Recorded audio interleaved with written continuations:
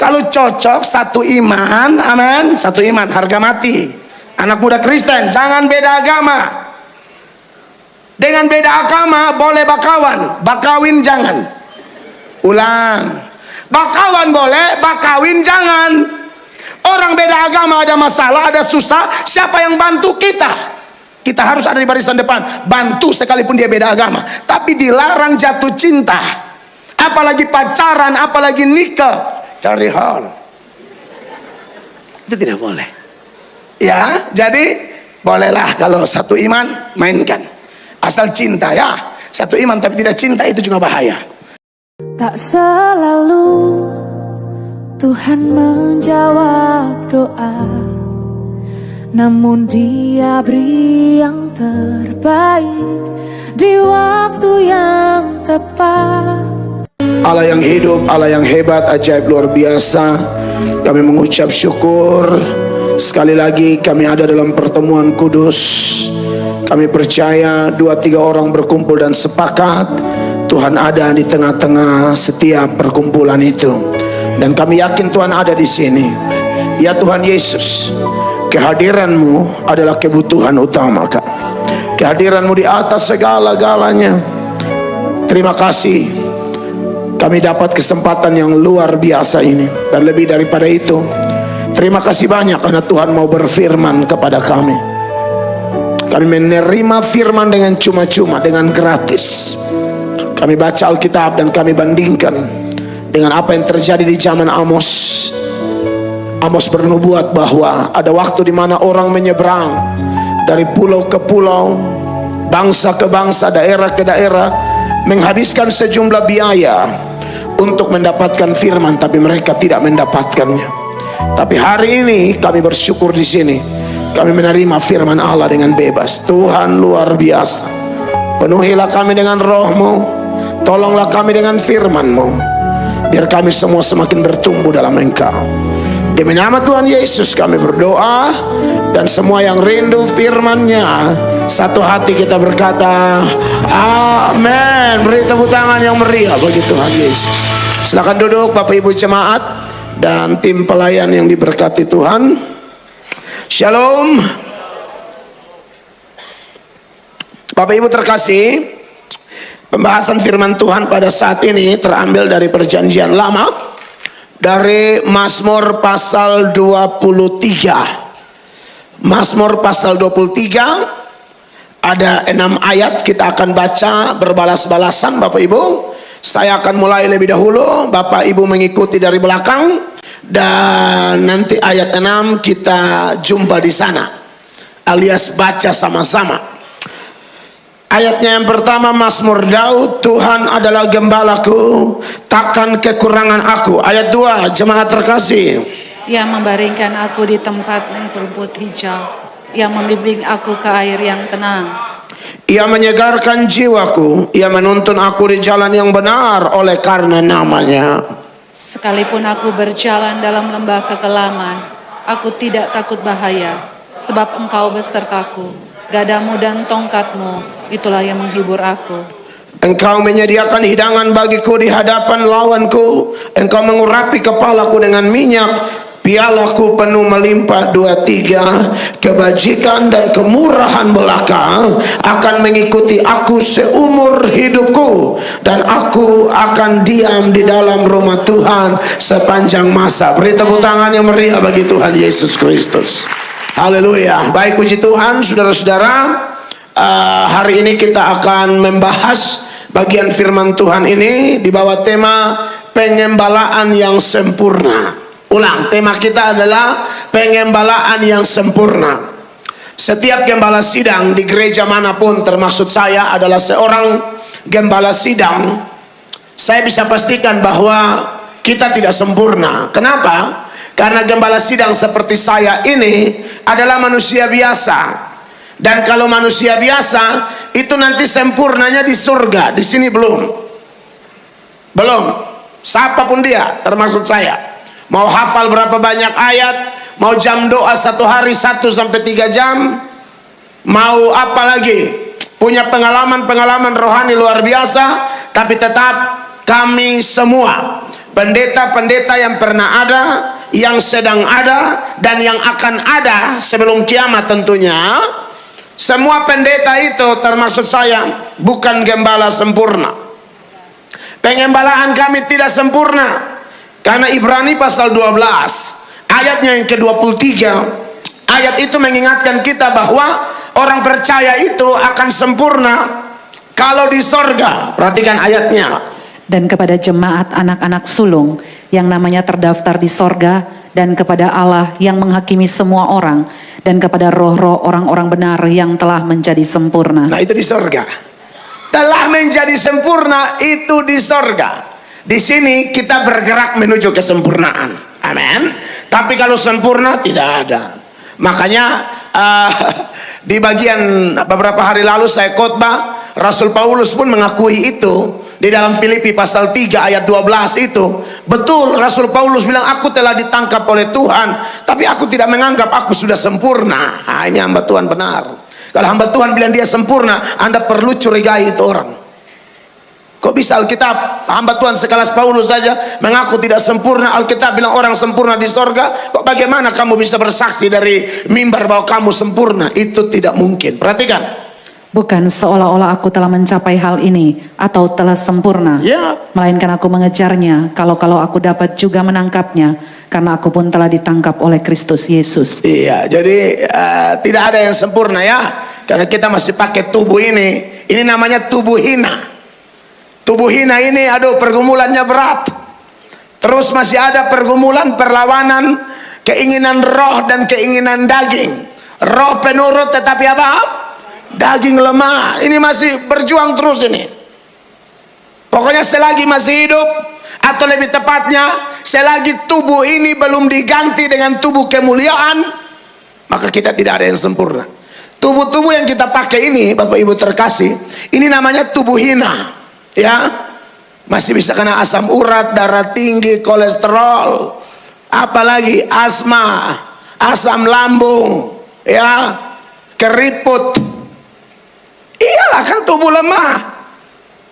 Jadi kalau ada yang rawat tubuh ini seolah-olah tidak mau tubuh ini mengalami kemerosotan, itu salah alamat. 2 Korintus pasal 4 ayatnya yang ke-16. Dalam ayat ini firman Allah mengingatkan bahwa lahiriah kita itu pasti semakin merosot. Tapi di dalam kita itu yang dibaharui terus menerus, yang saya bilang tadi, menuju kesempurnaan. Amin. Perhatikan ini ayat.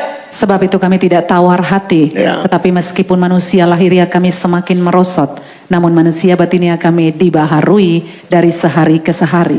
Manusia lahiriah semakin apa? Merosot. Manusia batiniah itu yang dibaharui terus.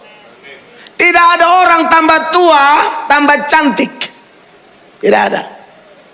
Coba ibu-ibu yang sudah 60 di sini, lihat fotomu waktu masih 30, beda jauh. Sekarang kalau mau paksa jadi ke 30, ya edit foto di handphone, apalagi handphone Cina, pasti tambah cantik. Tapi kalau aslinya tidak bisa. Tidak ada orang tambah tua tambah kuat. Itulah fakta alamiah. Makanya Ishak sekalipun imannya luar biasa, tapi tambah tua buta. Ya toh, makanya Yakub dan Ribka tipu, menyamar jadi Esau. Ya itulah manusia. Bahkan ini tubuh bisa sakit.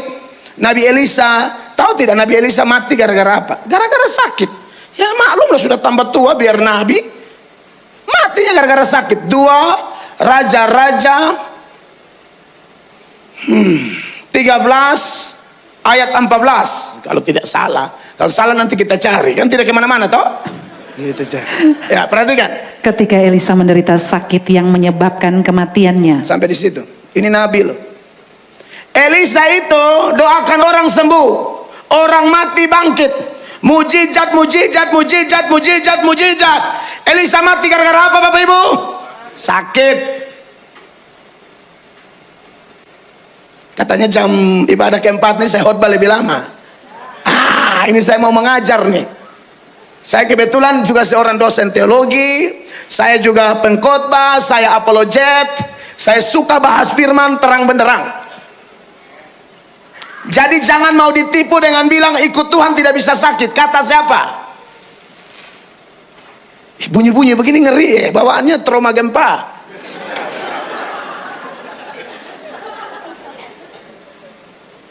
Tadi menyembah aja kayak goyang. Saya bilang ini apa karena semangat pemuji atau memang sudah susulan kelima? Jangan bercanda dong.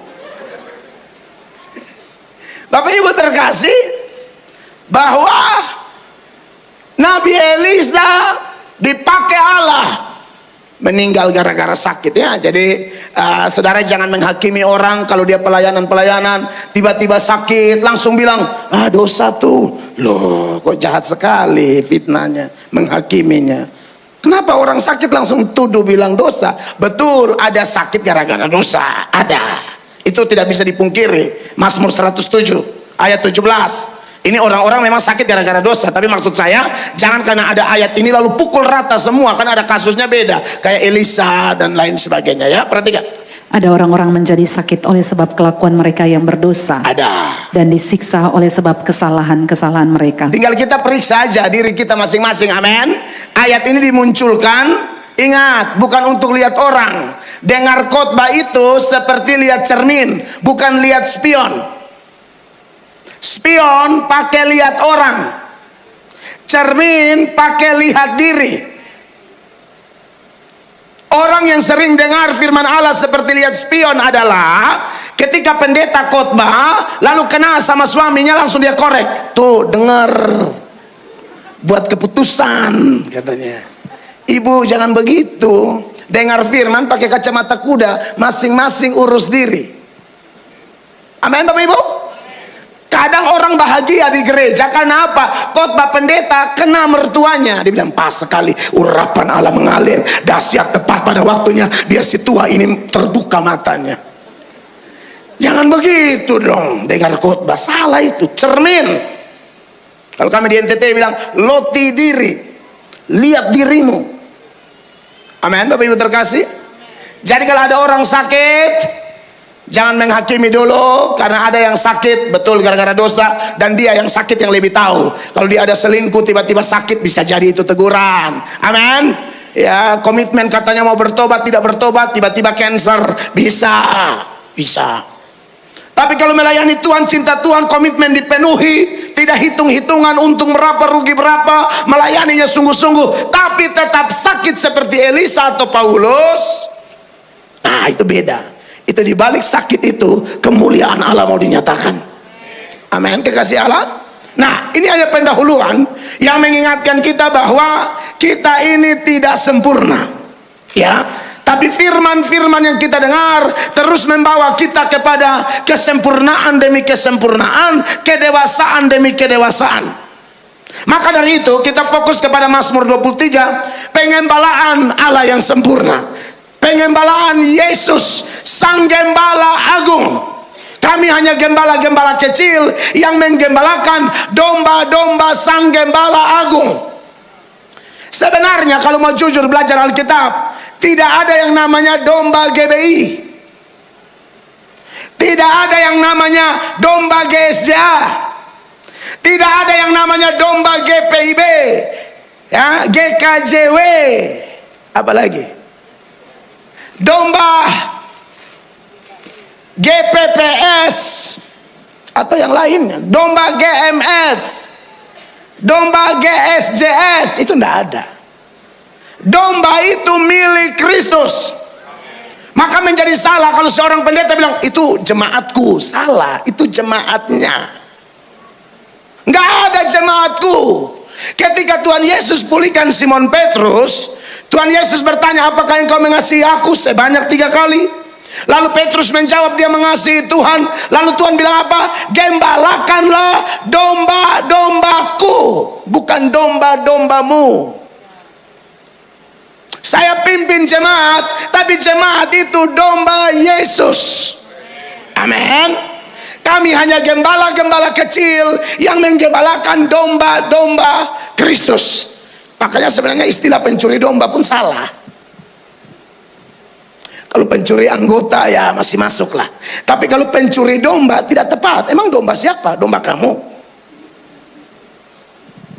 Ya sudah, saya tidak mau terlalu panjang di situ. Karena saya lihat orang Surabaya kalau ngomong begini cara berpikirnya itu kelihatan. Langsung nangkap dia ya. Ya sudahlah, kita tenang di situ. Tapi saya mau bahas ini, bahwa kita ini adalah dombanya Tuhan Yesus. Amin. Petrus, gembalakan domba-dombaku ya, bukanmu. Kalau kau gembalakan dombaku, lakukan dengan penuh pertanggungjawaban kepadaku. Tidak bisa asal-asalan menggembalakan domba. Tidak bisa asal-asalan menggembalakan jemaat. Maka gembala-gembala yang tidak sempurna seperti saya ini perlu belajar dari pengembalaan sang gembala yang sempurna, supaya kita dapat kekuatan, dapat dorongan, dapat semangat untuk semakin maju. Kekasih Allah,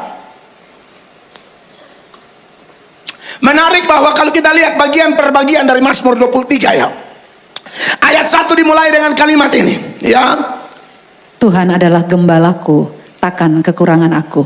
Dimulai dengan Mazmur Daud, Tuhan adalah gembalaku, takkan kekurangan aku. Jadi ini Mazmurnya Daud ya. Daud itu salah satu penulis Mazmur, bukan satu-satu. Mazmur sepanjang 150 pasal itu, Bapak Ibu terkasih, Daud tulis kurang lebih cuma 76 Mazmur. Ada Mazmur Asaf dan lain-lain ya. Kalau baca Mazmur mesti diteliti ya. Tidak semua Mazmurnya Daud. Mazmur itu kumpulan puji-pujian orang Yahudi. Bahasa Ibraninya Tehillim. Kalau di saudara-saudara Katolik ada namanya Mada Bakti. Itu kumpulan puji-pujian orang Katolik. Kalau di gereja Protestan ada Kidung Jemaat, kumpulan puji-pujian orang Protestan. Nah kalau orang Yahudi ada tuh Tehillim, Mazmur, kumpulan puji-pujian orang Yahudi yang sebenarnya adalah ilham Roh Kudus. Makanya setelah dikanonisasi masuk dalam bagian-bagian kitab suci yang 66 itu ya, 39 di perjanjian lama, 27 di perjanjian baru. Nah menarik, setelah dia bilang Mazmur Daud, lalu Daud bilang begini, Tuhan adalah gembalaku, takkan kekurangan aku. Puji Tuhan. Pemazmur-pemazmur biasanya bikin mazmur itu ada kaitan dengan latar belakang mereka. Daud adalah seorang gembala, betul ya Bapak Ibu ya. Jadi Daud tahu betul profesi sebagai seorang gembala, bagaimana totalitasnya, bagaimana loyalitasnya, bagaimana cara dia proteksi menjaga domba-dombanya dari serangan binatang buas. Sampai Daud pernah berkata, kalau ada singa, ada serigala atau yang lainnya, coba ganggu-ganggu domba-domba atau kambing yang dia gembalakan, dia akan lawan, bahkan dia bunuh binatang-binatang buas itu. Berarti Daud tahu persis bagaimana pengembalaan itu. Begitu juga dengan mazmur-mazmur yang lain. Ketika mereka bilang Tuhan adalah kota bentengku, sebenarnya mereka lihat kota benteng Yerusalem itu kuat. Tetapi ketika mereka lihat kota benteng yang mereka bangun dan mereka lihat Allah, sesungguhnya Allah lah perlindungan yang sesungguhnya. Allah adalah perisaiku dan lain sebagainya. Allah adalah gunung batuku. Karena ketika dia lari, dia sembunyi-sembunyi di gunung batu, dikejar-kejar oleh musuh Saul, Absalom dan lain sebagainya. Dia melihat dia aman bukan karena gunung batu itu, tapi Allah gunung batu sesungguhnya. Begitu juga ketika dia mengalami pengembalaan dia tahu pengembalaannya tidak sempurna, tapi pengembalaan Bapa itu sempurna. Amin. Nah, seperti apa pengembalaan yang sempurna? Yang pertama, dimulai dengan kalimat Tuhan adalah gembalaku. Haleluya. Bapak Ibu kalau baca ayat-ayat yang lain, Allah itu sering digambarkan sebagai gembala, tapi gembala yang menggembalakan secara kolektif. Tuhan adalah gembala Israel, dituntunnya umatnya keluar, berarti dia gembala secara kolektif. Tapi Raja Daud menyoroti sisi yang lain, bahwa Allah itu gembala secara pribadi. Amin. Dia bukan gembala yang menggembalakan kayak kita ramai di ruangan ini ya, sekaligus begini. Tidak, dia kenal satu-satu. Itu pengertian Tuhan adalah gembalaku. Pak Jokowi, dia tidak kenal satu pribadi, satu demi satu, 200 berapa puluh juta kita, 80 juta kan? Penduduk Indonesia 200 270 ya. Sekitar 270 jutaan penduduk Indonesia. Tidak mungkin Pak Jokowi kenal satu-satu. Saya dan Bapak Ibu tahu Pak Jokowi, tahu ya? Tidak kenal, tahu itu beda dengan kenal. Kecuali saudara memang punya kisah teman SMP kah, SMA kah. Saya waktu ke Israel 2016 atau 2017, saya dengan teman sahabatnya Pak Jokowi, namanya Pak Supriyadi kalau tidak salah, orang Jogja. Itu benar-benar teman. Dan saya nonton di TV, benar. Waktu mereka sedang tuduh Pak Jokowi ijazah palsu apa segala macam, lalu teman-teman yang satu sekolah dengan dia datang tunjukkan bahwa tidak, dia teman sekolah kami kok, ijazahnya asli dan lain sebagainya. Di situ ada bapak itu, Pak Bambang. Saya ketemu, nah itu kalau bilang kenal cocok. Orang tahu Mel Atok, pendeta Mel Atok, tapi orang kalau kenal belum tentu. Yang paling kenal saya tuh istri saya. Iya, dia tahu. Saya kalau bikin kopi tuh gulanya berapa, atau kopi tanpa gula, dia tahu. Bahkan bikin kopi tidak usah pakai omong, batuk aja, kopi. Jadi sudah tahu gitu loh. Saking kenalnya, hanya batuk saja, kopi. Kalau 2 kali, sama kuenya. Iya kan? Nah itu bicara sudah konteksnya kenal. Nah kalau manusia terbatas, mana bisa kalau tidak bergaul dia bisa kenal. Tapi Allah yang kita sembah, ketika Raja Daud mengatakan Tuhan adalah gembalaku, itu memang dia kenal kita, bahkan sampai kedalaman hati kita. Amin. Ketika Daud hendak dilantik menggantikan Saul, saudara-saudaranya lebih duluan ada di dalam acara pelantikan. Tapi Samuel bilang, bukan, mungkin yang ini, bukan. Wah ini cocok sekali, bukan kata Tuhan. Samuel, kau melihat apa yang di luar, aku melihat sampai kedalaman hati. Jadi Raja Daud itu tahu persis bahwa Allah itu menggembalakan dia sampai pribadinya sedalam-dalamnya. Hati Daud dia tahu. Amin. Makanya kalau kita bandingkan dengan data yang lain, Yohanes pasal 10 ayat 3, Tuhan Yesus sebagai Sang Gembala Agung pernah bilang begini, kekasih Tuhan, perhatikan. Untuk dia penjaga membuka pintu, dan domba-domba mendengarkan suaranya, dan ia memanggil domba-dombanya masing-masing menurut namanya dan menuntunnya keluar. Iya, dikatakan apa? Dia memanggil domba-dombanya masing-masing menurut namanya. Tuhan tahu nama kita semua. Yang namanya domba-domba dia kenal masing-masing menurut namanya. Gubernur Jawa Timur tidak tahu nama saudara satu-satu. Wali kota Surabaya tidak tahu nama saudara satu-satu. Bahkan ada gembala sidang pun, saya yakin kalau jemaat mulai bertambah, dia kewalahan juga kalau tidak punya tim. Apalagi pendeta-pendeta yang jemaatnya sampai 4.000, 5.000, 10.000, saya yakin dia tidak kenal satu-satu. Itu kami tidak sempurna. Tapi Yesus, dia kenal nama kita masing-masing. Tidak ada saya dan saudara yang luput dari pantauannya. Dia tahu detail-detail kehidupanmu dan kehidupanku. Bahkan percayalah saudara, dia tahu tetesan air matamu. Ada lagu lama, ini suara sudah sakit khotbah yang keempat ya. Ada lagu lama, biasa kalau orang-orang Indonesia Timur suka bikin lagu rohani. Tuhan Yesus setia, dia sahabat kita dalam suka dukaku dan seterusnya. Dia bilang begini, dia mengerti bahasa tetesan air mata walau badai mengamuk dan gelombang menerjang. Tuhan Yesus setia, dia mengerti bahasa tetesan air mata. Ibu-ibu doa, belum ngomong apa-apa udah nangis. Tuhan tahu apa di balik tetesan air mata itu. Amin. Ibu-ibunya Mbak nangis, Tuhan tahu laki selingkuh kan, contohnya. Contoh. Nangis lagi ibu-ibu yang lain, koperasi kejar kan, dikejar-kejar koperasi. Tapi entahlah apa masalah kita, Tuhan pasti tahu. Amin. Makanya jangan pernah merasa Saya dan Bapak Ibu terkasih sebagai domba Kristus, jangan pernah merasa kita bergumul sendiri. Tidak akan pernah. Dia mengenal kita masing-masing. Dia peduli kita, dia jaga kita, dia lindungi kita, dia di pihak kita. Beri tepuk tangan yang meriah bagi Tuhan Yesus. Dia di pihak kita. Jadi saudara jangan pernah merasa bahwa kayaknya orang tidak peduli saya. Ya itu dia. Tapi ada yang peduli engkau, Yesus. Jangan terlalu mengasihani diri berlarut-larut, merasa diri dicuekin, tidak dipedulikan, tidak ada yang paham saya. Kata siapa? Yesus memahami engkau. Makanya dia adalah tempat curhat terbaik dari setiap kita.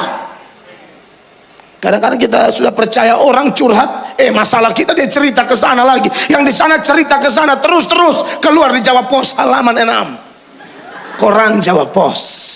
Repot ini orang kok katanya konselor. Syarat konselor itu kalau mengkonseling orang, jangan bahas masalah orang yang orang punya rahasia hidup. Orang curhat kau diam, kecuali dia yang sudah bersaksi di umum. Tapi kalau dia curhat pribadi, tolong jadi konselor yang baik, tolong jadi sahabat yang dapat dipercaya. Amin. Dan buat kita yang curhat ternyata menemukan teman, sahabat yang tidak dapat dipercaya, sore ini kita diingatkan, satu-satunya yang paling dapat dipercaya adalah Tuhan Yesus. Curhat sama dia, menangis sama dia. Amin, kekasih Allah. Ini penting. Menangis tak usah live di TikTok. Ada orang yang menangis tampil live. Apa sih? Kayak orang gila haus perhatian. Curhat diam-diam sama Tuhan. Amin, Bapak Ibu terkasih. Tuhan adalah gembalaku. Yang kedua, Mazmur pasal 23 ayat 1 bilang, Mazmur Daud, Tuhan adalah gembalaku, takkan kekurangan aku. Mantap. Berarti yang kedua, pengembalaan yang sempurna dari Sang Gembala Agung adalah Dia menggembalakan kita dengan cara mencukupkan kebutuhan kita. Garis bawahi kata, Tuhan adalah gembalaku, takkan apa? Kekurangan. Nah ini perlu saya bagi nih. Rumus Kristen itu, Bapak Ibu terkasih, itu bukan makmur atau menderita. Rumus Kristen itu cukup. Ulang. Ini kadang-kadang ada gereja yang promosinya kemakmuran, gereja lain lagi promosinya kemelaratan. Salah, dua-dua salah. Yang benar itu cukup. Dalam doa Bapa kami Tuhan Yesus bilang apa? Berikanlah kami pada hari ini makanan kami yang secukupnya. 1 Timotius 6 ayat 6, Paulus bilang apa? Ibadah kenapa? Memang ibadah itu kalau disertai rasa cukup memberi keuntungan besar. Ayat 8-nya, asal ada makanan dan pakaian cukuplah. itu rumus Kristen. Perhatikan ini Bapak Ibu. Teologi Kristen bukan kemakmuran, bukan kemelaratan, tapi kecukupan. Kadang-kadang ada orang yang mengajarnya kurang pas. Ini bukan sesat gimana, tapi kalau lama-lama dipertahankan bisa sesat. Mumpung masih salah-salah dikit, kita perbaiki. Begini, kadang-kadang orang tidak mengerti cara tafsir kitab suci. Dalam kitab suci ini, saya kebetulan mengajar juga, dan saya lagi belajar dan mengajar.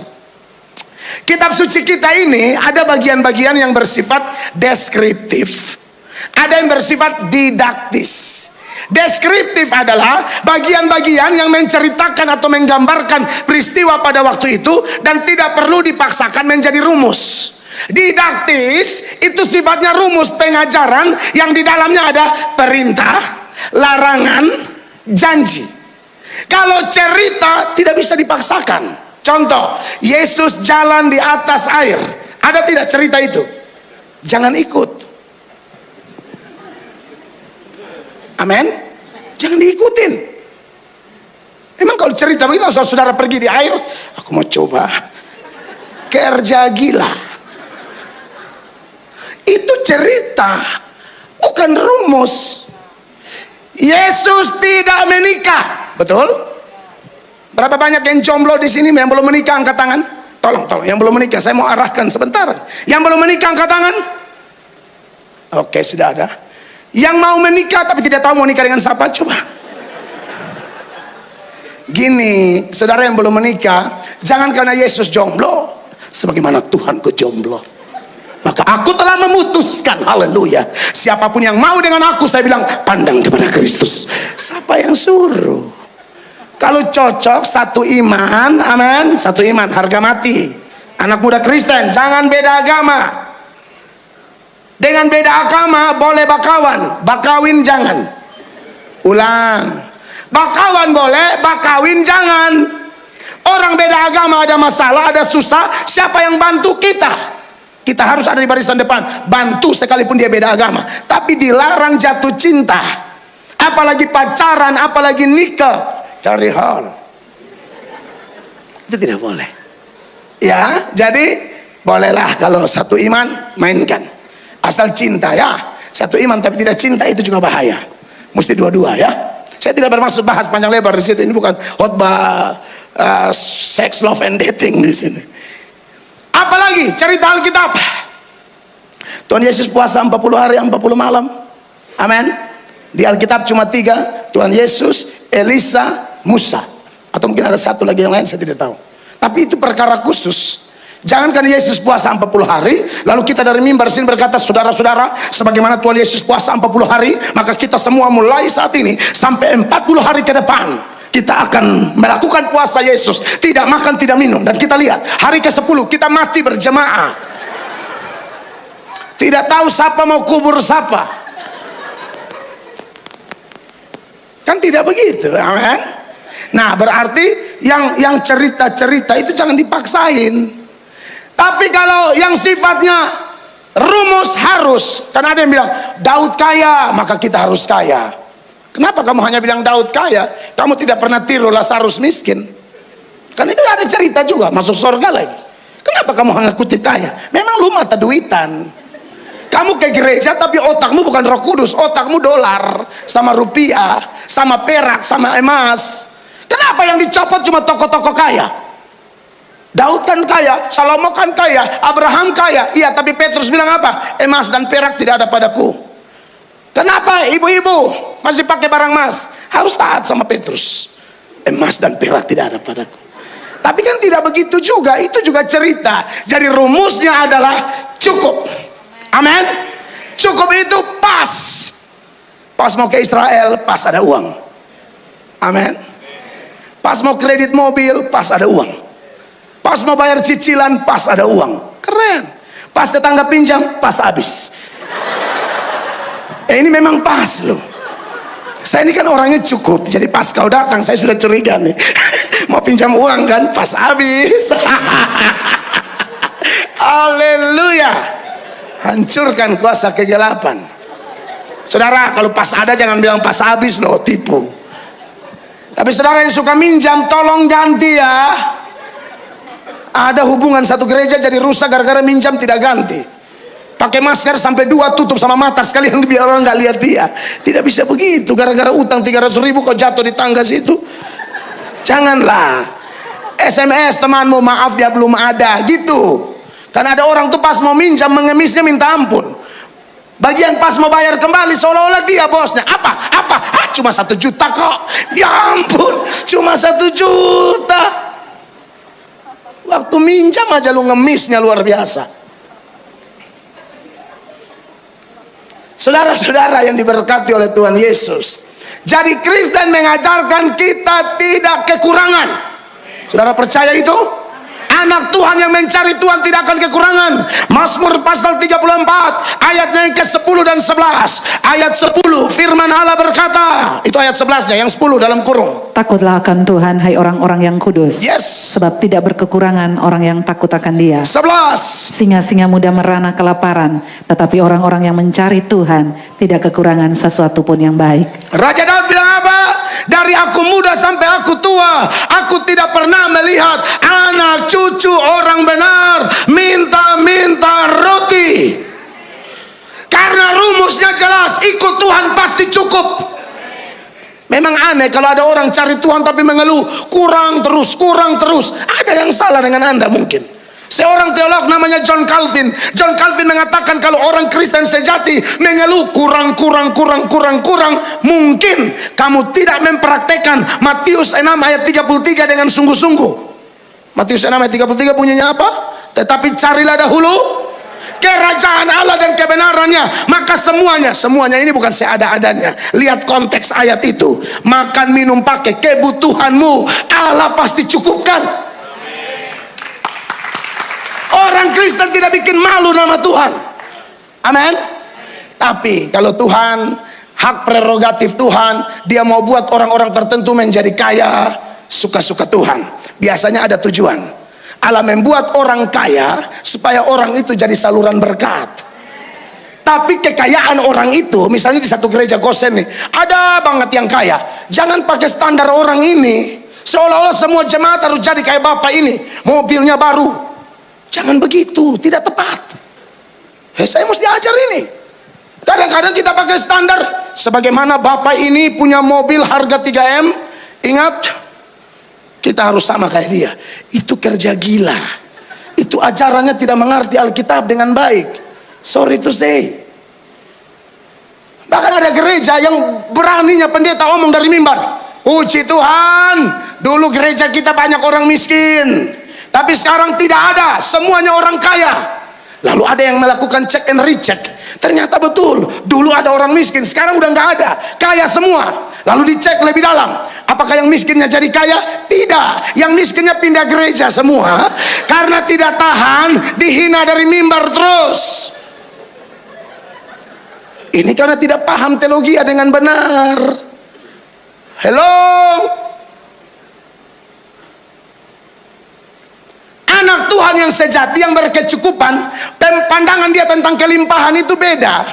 Orang sekalipun secara manusia, kita lihat dia miskin. Waduh, pendapatan orang lain di atas 5 juta, dia nggak tembus 1 juta. Tapi tahukah Anda, kalau dia cinta Tuhan, dia kenal Tuhan, punya hubungan pribadi dengan Tuhan, dalam kemiskinan pun dia bisa rasa kelimpahan. Anda mau lihat, saya buktikan datanya. Anda mau lihat, Rasul Paulus lagi di penjara, dibantu oleh jemaat miskin dari Makedonia, yaitu salah satunya jemaat Filipi. Tapi Paulus bilang begini, aku kelimpahan. Itu bukan berarti Paulus lagi pakai barang brandy, tidak. Perhatikan Filipi 4 ayat 18. Filipi 4 ayat 18. Kini aku telah menerima semua yang perlu daripadamu, malahan lebih daripada itu, aku berkelimpahan. Aku berkelimpahan. Karena aku telah menerima kirimanmu dari Epafroditus, suatu persembahan yang harum, suatu korban yang disukai dan yang berkenan kepada Allah. Saudara lihat, ini dia, jangan bayangkan dia lagi di penjara ini. Yang bantu juga orang miskin, tapi orang yang mengasihi Tuhan, orang yang kerohaniannya semakin tinggi, kesalehannya semakin tinggi. Bagi orang lain miskin banget loh, tapi bagi dia kelimpahan banget aku. Amin. Jadi kelimpahan setiap orang itu standarnya beda-beda, tergantung dia dituntun siapa. Kalau dituntun roh keserakahan, kelimpahan itu beda. Dia mau yang begini, yang tambah materi. Tapi kalau anak Tuhan sejati, bukan. Amin. Kalau kita diberkati, haleluya, Tuhan sedang proses, haleluya, hatiku tetap penuh kelimpahan, limpah dengan syukur, limpah dengan nyanyian, limpah dengan pujian penyembahan. Jangan dicekoki oleh doktrin-doktrin yang bodoh. Saya harus ngomong tegas ini. Amin. Kalau ada orang-orang tertentu yang kaya, silakan, tapi jangan pakai standar dia. Amin. Karena rumusnya jelas, Tuhan adalah gembalaku, takkan kekurangan aku, alias cukup. Makanya saudara kalau lihat di ayatnya yang kedua dari Mazmur pasal 23 itu dilanjutkan seputaran takkan kekurangan itu atau mencukupkan kebutuhan. Ada 2 jenis kebutuhan di sana, kebutuhan lahiriah dan rohani. Perhatikan lahiriahnya. Ia membaringkan aku di padang yang berumput hijau, ia membimbing aku ke air yang tenang.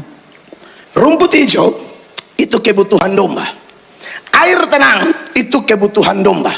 Tidak ditambahkan situ rumput hijau lada hitam, tidak ada. Ya, ini air tenang, bukan wine atau Coca-Cola campur apalah, kerating daeng, bukan. Nangkap ya Bapak Ibu ya? Ini kebutuhan.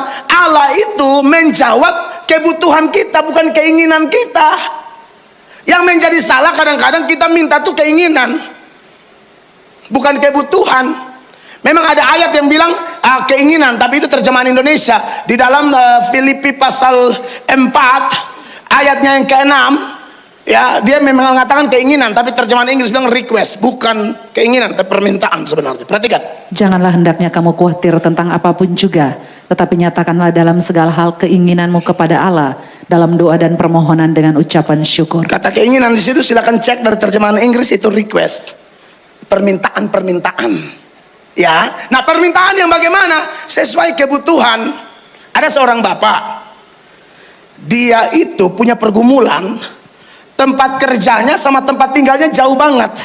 Jadi dia harus berangkat pagi-pagi sekali, anak-anak istri masih tidur.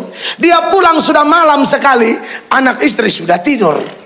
Jadi tidak ada waktu sama keluarga. Lalu dia berdoa, Tuhan, hamba ini tidak ada waktu dengan keluarga Tuhan, karena hamba tidak punya kendaraan, jarak rumah dan tempat kerja jauh banget.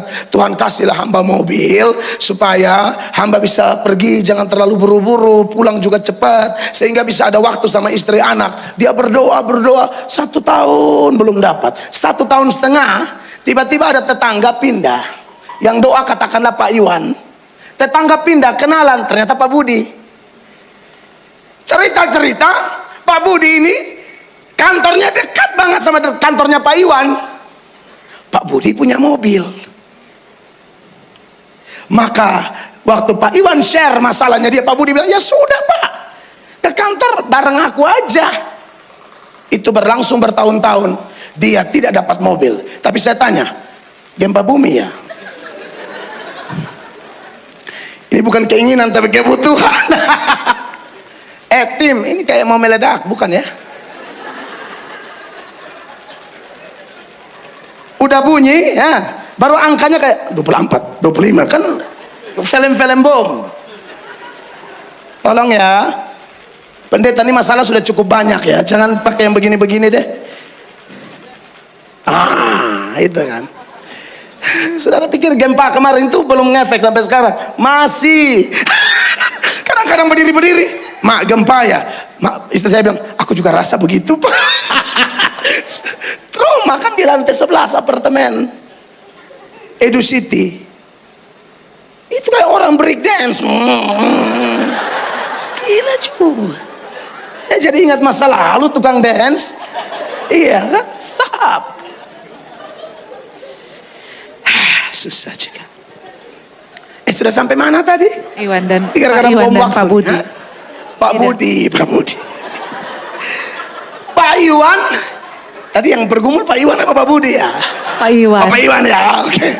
Saya kalau sudah persoalan begini, mau Iwan mau Budi, saya cek dulu ini bom bukan. Saudara, dia tidak punya mobil, tapi saya tanya, kebutuhannya dia sudah dapat belum? Sudah. Walaupun dia tidak punya mobil, tapi yang dia minta tuh, kalaupun dia ada mobil, tujuannya apa? Supaya ada quality time sama keluarga. Di sini dari cerita ini Anda bisa lihat beda antara kebutuhan dan keinginan. Allah jawab kebutuhan kita. Amin, kekasih Tuhan. Keperluan kita, makanya anak-anak Tuhan yang mengasihi Tuhan jangan takut deh, Allah pasti penuhi keperluan kita. Filipi 4 ayat 19, kita baca sama-sama. 1 Filipi 4:19, 1, 2, 3. Allahku akan memenuhi apa? Segala keperluanmu menurut kekayaan dan kemuliaannya dalam Kristus Yesus. Tepuk tangan bagi Tuhan. Selain kebutuhan jasmani Tuhan cukupkan, ada namanya kebutuhan rohani. Makanya di ayat 3 dari Mazmur 23, ayat itu berbunyi demikian. Ia menyegarkan jiwaku, ia menuntun aku di jalan yang benar oleh karena namanya. Iya, ia menyegarkan jiwa. Tadi ia bawa ke rumput hijau dan air tenang. Itu bicara jasmani kita. Jangan takut, Allah cukupkan. Bukan cuma jasmani, rohani kita. Ia menyegarkan jiwa kita. Dari terjemahan NIV, New International Version, dia pakai kalimat He restores my soul. Ya, ia memulihkan jiwaku. Kenapa jiwa dipulihkan? Mungkin karena ada sakit hati, masalah. Lalu dia bilang, aku akan menuntun ke jalan yang benar. Kenapa? Karena banyak jalan yang salah. Jalan yang salah yang saya maksud apa? Banyak ajaran sesat. Kadang-kadang kita bingung kan? Nonton di media, pendeta A bilang perpuluhan masih boleh, pendeta B bilang oh tidak boleh lagi. Mana yang benar? Oh, di perjanjian baru sudah tidak ada. Yesus tidak pernah ngomong perpuluhan. Kata siapa? Buka Matius 23 ayat 23. Itu Yesus yang ngomong. Baru kita cek perpuluhan masih boleh tidak. Perhatikan. Celakalah kamu hai ahli-ahli Taurat dan orang-orang Farisi, hai kamu orang-orang munafik, sebab persepuluhan dari selasi, adas manis dan jintan kamu bayar, tetapi yang terpenting dalam hukum Taurat kamu abaikan, yaitu keadilan dan belas kasihan dan kesetiaan.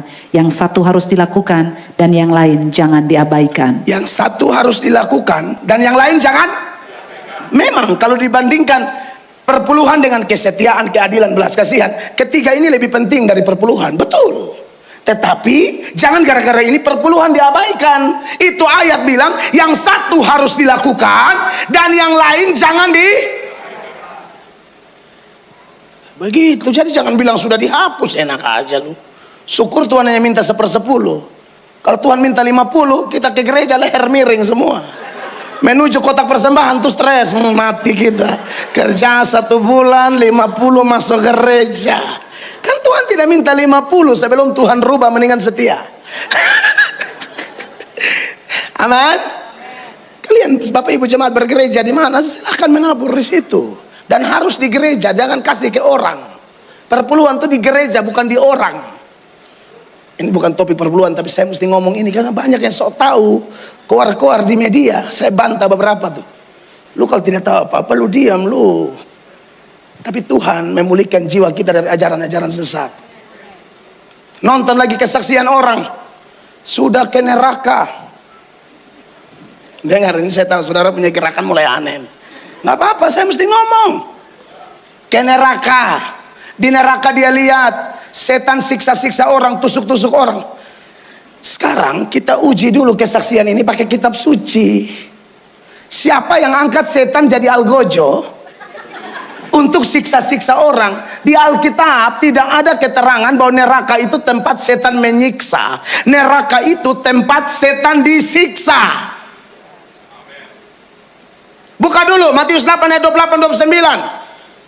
Waktu di Gadara itu, orang-orang yang kerasukan setan ketemu Yesus, lalu setan-setannya bilang apa sama Tuhan Yesus? Perhatikan. Setibanya di seberang, yaitu di daerah orang Gadara, datanglah dari perkuburan 2 orang yang kerasukan setan menemui Yesus. Terus Mereka sangat berbahaya sehingga tidak seorang pun yang berani melalui jalan itu. 29, setan-setan itu waktu lihat Yesus mereka bilang apa? Dan mereka itu pun berteriak katanya, apa urusanmu dengan kami, hai anak Allah? Adakah engkau kemari untuk menyiksa kami sebelum waktunya? Adakah engkau kemari untuk apa? Setan aja tahu. Kenapa ada kesaksian yang aneh-aneh ya? Setan bilang, apakah engkau datang untuk menyiksa kami sebelum waktunya? Waktunya kapan? Nanti di neraka. Waktu mereka di neraka itu mereka disiksa di sana. Wahyu 20 ayat 10. Kita ngomong pakai data ya, jangan ngomong pakai pengalaman pribadi orang. Harus pakai firman. Kristen itu fondasinya ini, bukan kesaksian saya. Saya mau bersaksi sespektakuler apapun, Bapak Ibu uji pakai ini. Amin. Jangan percaya, oh dia kan terkenal. Loh, benar tidaknya tidak tergantung terkenal. Benar tidaknya ajaran itu tergantung ini. Amin. Jangan sesat pikir. Rasul aja bisa dikritisi, apalagi cuma pendeta-pendeta sekarang. Hanya kadang-kadang kita yang kritisi dengan jujur ini dianggap iri. Iri apa? Tuhan Maha tahu. Memang kalian membodohi orang kok, kita luruskan kok. Kalian sudah potensi jadi penyesat, lalu kami datang tegur supaya jangan ngaur. Perhatikan ini ayat. Dan iblis yang menyesatkan mereka dilemparkan ke dalam lautan api dan belerang, Ya. yaitu tempat binatang dan nabi palsu itu. Betul. Dan mereka disiksa siang malam sampai selama-lamanya. Mereka di apa? Disiksa. Tidak ada setan menyiksa. Coba cari kasih saya satu ayat setan menyiksa orang. Gak ada. Neraka itu tempat setan disiksa. Setan itu tidak mau disiksa sendiri, makanya dia cari kawan biar siksanya teriaknya rame-rame. Bisa rame-rame di neraka gitu loh. Kami pendeta ini cari kawan masuk surga. Setan cari kawan masuk neraka. Saudara mau ikut siapa? Tambah satu ayat, bukti bahwa neraka itu tempat setan disiksa. Tapi banyak orang yang pengen ikut setan, ya bareng-bareng lah. Matius 25 ayat 41. Matius 25 ayat 41, perhatikan. Dan ia akan berkata juga kepada mereka yang di sebelah kirinya, Enyalah dari hadapanku, hai kamu orang-orang terkutuk. Enyalah ke dalam api yang kekal, yang telah sedia untuk iblis dan malaikat-malaikatnya. Api kekal itu neraka. Telah tersedia untuk siapa? Iblis dan malaikat-malaikatnya. Kenapa itu orang-orang terkutuk pada ikut? Siapa orang-orang terkutuk itu? Orang-orang yang tolak Yesus. Kita semua ini orang terkutuk. Tapi kalau kita yang terkutuk ini percaya Yesus, kutuk diubah jadi berkat. Kenapa ini tetap terkutuk? Karena tolak, makanya tetap terkutuk. Kita semua orang terkutuk kok, gara-gara dosa. Tapi karena kita percaya Yesus, walaupun faktanya harusnya kita kutuk, tapi Allah rubah anak terkutuk menjadi anak berkat, anak kebinasaan menjadi anak keselamatan. Tapi ini kok masuk neraka? Karena tolak Yesus, makanya terkutuk. Tapi orang yang terima dia, He restores my soul. Dia memulihkan jiwa kita. Dan masih ada sejumlah ajaran sesat yang lain. Ada lagi keluar-keluar di YouTube, Yesus bukan juru selamat. Aduh, saya bilang kok ini orang-orang tambah sekolah kok tambah jadi kayak setan. Ajar bodoh-bodoh di sosial media. Tapi ya kami harus counter. Orang mau ngomong apa, kami melakukannya bukan untuk kepentingan pribadi. Kami lakukan untuk kepentingan jemaat. Emangnya Apolos berdebat, Paulus berdebat, itu untuk kepentingan pribadi? Bukan, bukan untuk menang-menangan, bukan untuk pintar-pintaran, bukan untuk kasih tunjuk siapa lebih hebat. Tidak. Kalau motivasi begitu dosa. Coba lihat apa yang Apolos lakukan. Jemaat sangat bersyukur, sangat berguna bagi jemaat, karena Apolos bantah penyesat-penyesat. Bantahnya pakai apa? Kitab suci. Kisah Para Rasul 18 ayat 27. Kisah 18:27. Karena Apolos ingin menyeberang ke Akaya, perhatikan, saudara-saudara di Efesus mengirim surat kepada murid-murid di situ supaya mereka menyambut dia. Setibanya di Akaya, maka ia oleh kasih karunia Allah menjadi seorang yang sangat berguna bagi orang-orang percaya. Menjadi seorang yang sangat berguna bagi orang-orang percaya. Berguna dalam hal apa oleh kasih karunia Allah ini? Ayat 28. Sebab dengan tak jemu-jemunya ia membantah orang-orang Yahudi di muka umum dan membuktikan dari kitab suci bahwa Yesus adalah Mesias. Garis bawahi kata membantah itu, debat. Kalau bantahnya untuk kepentingan jemaat boleh. Nah, kalau bantahnya untuk promosi diri salah. Pendetanya harus bertobat, kau cari nama tuh. Salah. Tapi kasihan kalau jemaat yang polos-polos, tulus-tulus ditipu sama orang-orang tertentu. Yang dengan kesaksian-kesaksian palsu yang tidak bertanggung jawab. Harus bertobat. Amin.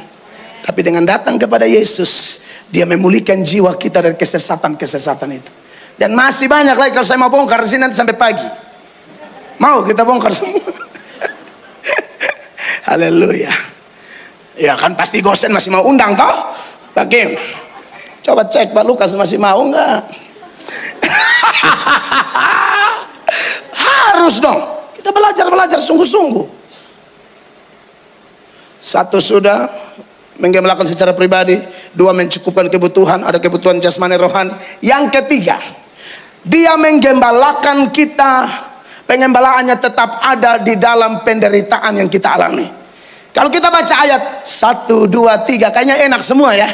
Tuhan gembalaku, takkan kekurangan aku. Dia baringkan aku di rumput hijau air yang tenang. Dia pulihkan jiwaku. Tapi masuk ayat 4, mulai ada masalah di sana. Sekalipun aku berjalan dalam lembah kekelaman. Lembah kekelaman, itu lembah bayang-bayang maut. Itu satu keadaan yang tidak enak dalam alam berpikir orang Yahudi. Satu keadaan yang menjengkelkan sebenarnya. Kemudian ayat 5 dan seterusnya. Aku tidak takut bahaya, sebab engkau besertaku. Gadamu dan tongkatmu itulah yang menghibur aku. Engkau menyediakan hidangan bagiku di hadapan lawanku. Sampai di situ. Ayat 4 mengatakan ada lembah kekelaman. Ayat 5 mengatakan ada lawan. Anda lihat. Ayat 1, 2, 3 enak. Ayat 4, 5 mulai masalah di sini. Tapi apakah dia tinggalkan kita? Tidak, Bapak Ibu. Di hadapan lawan dia menyediakan makanan. Amin. Lawan lagi jengkel sama kita, Allah bikin resepsi buat kita. Bingung dia. Lawan semakin resesi, kita resepsi terus. Amin, kekasih Allah. Kata lawan di situ, kalau Bapak Ibu pelajari dari teks Inggrisnya, dia pakai kata enemies. Itu jamak. Lawan itu banyak. Musuhnya domba-domba itu banyak. Banyak banget. Saudara kita nih anak Tuhan musuhnya banyak. Yesus bilang ikut aku pikul salib. Yesus bilang apa? Dunia benci aku, dunia benci kamu. Apa yang aku alami, kamu alami. Saudara pernah dimaki tidak karena kebenaran? Tuhan Yesus kita pernah dikatain gila, Tuhan kita. Gila kerasukan setan, sesat. Anda bisa bayangkan. Coba buka aja Yohanes 10 ayat 20. Katanya ibadah ke terakhir toh. Jadi kita dengar firman agak banyak. Saya lihat saudara sudah lompat, tadi itu lompat persiapan makan firman toh. Ya, saya sudah bilang Tuhan terima kasih. Saudara lihat Yesus lagi khotbah, anak-anak setan bilang apa sama Yesus? Perhatikan. Ia kerasukan setan dan gila. Wow. Mengapa kamu mendengarkan dia? Kalau Mel Atok dikatain gila, ya masih bisa lah. Saya masih terima karena saya backgroundnya memang preman, nakal di jalan, suka tawuran, copet, todong orang, rampok orang, maling jemuran, maling sendal di masjid. Jadi saya tahu lah. Saya memang agak miring, berat. Jadi kalau Mel Atok gila, saya kurang tersinggung. Tapi bayangkan Yesus yang begitu suci dikatain gila. Bukan dikatain gila aja, dikatain sesat. Matius 27 ayat 62. Ini Yesus sudah mati nih, lagi di kuburan. Bisa-bisanya mereka datang menghadap Pilatus dan bilang, si penyesat itu katanya dia akan bangkit, jaga kuburannya. Perhatikan. Keesokan harinya, yaitu sesudah hari persiapan, datanglah imam-imam kepala dan orang-orang Farisi bersama-sama menghadap Pilatus. Dan mereka berkata, Tuhan, kami ingat bahwa si penyesat itu sewaktu hidupnya berkata, sesudah 3 hari aku akan bangkit. Siapa yang bilang 3 hari aku bangkit? Yesus. Mereka tuduh Yesus apa? Penyesat.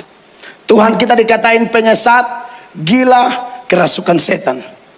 Jadi kalau saudara anak Tuhan, karena kebenaran saudara diejek, difitnah, dimaki, jangan balas jahat dengan jahat. Pembalasan adalah hak Tuhan. Amin. Ya maklumlah, di kalangan orang gila, orang waraslah yang dianggap gila. Betul? Saudara tidak gila nih, saudara ke rumah sakit jiwa, ada 20 orang gila di situ. Pas saudara muncul, 20 orang gila itu bilang begini, gila datang. Siapa yang gila coba? Karena di kalangan orang gila, yang gila tuh kita. Saya ulang-ulang khotbah di rumah sakit jiwa, saya tidak berani bikin lucu di situ. Orang baru masuk belum ngapa-ngapain sudah ketawa semua. Saya langsung diam, saya khotbah pelan-pelan. Salam. Saya tidak berani cerita yang aneh-aneh, pokoknya lurus-lurus saja. Supaya aman terkendali. Kekasih Allah, lawan kita banyak, tapi jangan takut. Tuhan di pihak kita. Dia berkata kita lebih dari pemenang. Siapa yang mau mengganggu gugat kita? Yesus yang sudah bangkit dan sudah naik ke surga, duduk di sebelah kanan Allah. Dia membela kita. Dia tidak akan tinggalkan kita. Dan yang terakhir, ayat 6. Perhatikan ayat 6. Kebajikan dan kemurahan belaka akan mengikuti aku seumur hidupku. Amin. Dan aku akan diam dalam rumah Tuhan sepanjang masa. Dia menggembalakan kita dengan penuh kesetiaan. Kata seumur hidup itu bicara dari lahir sampai mati. Bagian akhir dia bilang apa? Sepanjang masa, itu bicara kekal. Dia bukan hanya menyertai kita dari lahir sampai mati, tapi sampai kekal selama-lamanya. Seumur hidup, sepanjang masa.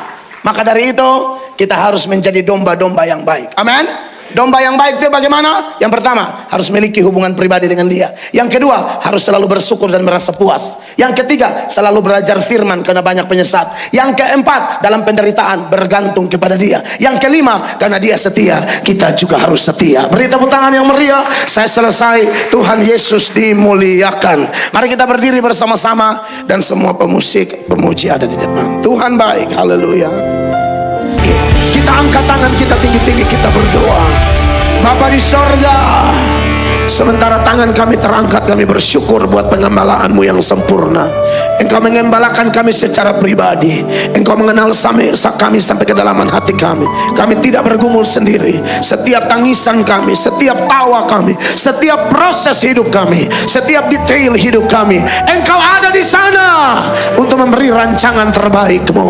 Terima kasih karena Engkau mencukupkan kebutuhan jasmani dan rohani kami. Terima kasih karena ketika kami dalam lembah kekelaman, kami diserang oleh para lawan, Engkau ada di sana. Gadamu dan tongkat-Mu itu yang menghibur kami. Terima kasih. Terima kasih karena kesetiaan-Mu seumur hidup kami, bahkan sepanjang masa sampai kekal. Jadikan kami domba yang mengenal-Mu secara pribadi, domba yang selalu bersyukur dan merasa puas, domba yang selalu belajar firman dengan benar, domba yang selalu bergantung kepada Engkau dalam suka maupun duka, domba yang selalu percaya karena Tuhanku setia, maka aku harus setia. Bersama Roh-Mu kami bisa. Hamba mengasihi gereja ini Tuhan, karena gereja ini milik Tuhan Yesus. Amen. Berkati Bapak Gembala, Ibu Gembala, semua pengerja, biar di Goshen ini hadirat Allah nyata. Amen. Pengajaran murni, iman bertumbuh karena firman yang benar. Diberkatilah semua pendeta yang diundang di tempat ini, Tuhan pakai luar biasa, biar semua pengajaran Alkitabiah, iman semua jemaat bertumbuh luar biasa. Terpujilah Allah yang hidup, terpujilah Allah yang hebat. Demi nama Yesus, semua yang mau melakukan firman, sama-sama kita berkata amin. Beri tepuk tangan yang meriah bagi Yesus. Tak selalu Tuhan menjawab doa, namun Dia beri yang terbaik di waktu yang tepat.